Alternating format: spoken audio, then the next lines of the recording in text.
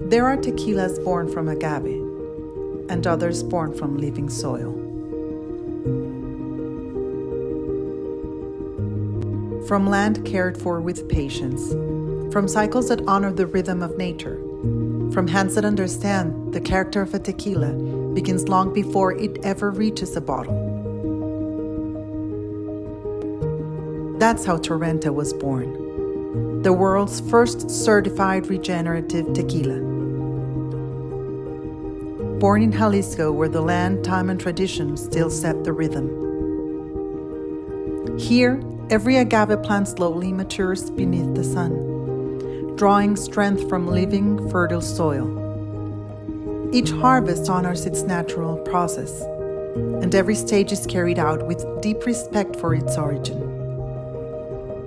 Slow cooking, natural fermentation, meticulous distillation.